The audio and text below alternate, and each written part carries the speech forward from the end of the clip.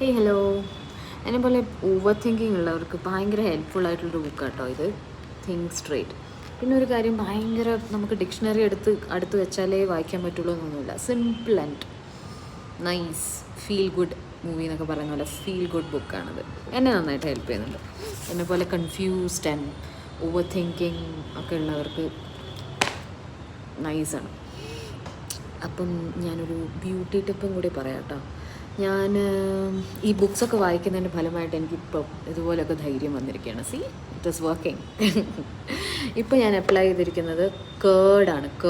ചുമ്മാ കേർഡ് എടുത്തിട്ട് ജസ്റ്റ് ഒന്ന് ബീറ്റ് ചെയ്തിട്ട് സ്കാൽപ്പിൽ അപ്ലൈ ചെയ്യും. ആൻഡ് 20 മിനിറ്റ്സ് ലീവ് ചെയ്തിട്ട് അതങ്ങ് വാഷ് ഓഫ് ചെയ്യും. എന്തിനാന്ന് വെച്ചാൽ എന്നെപ്പോലെ മടിയൊക്കെ ഉള്ളവർക്ക്, ഞാൻ ഓൾട്ടർനേറ്റീവ്സേ ഹെയർ വാഷ് ചെയ്യാറുള്ളൂ. അപ്പോൾ ചില സമയത്ത് അത് മടി പിടിച്ചൊരു 3 days ഒക്കെ ആവാറുണ്ട്. അങ്ങനെ ആകുമ്പോൾ സ്കാൽപ്പിലൊരു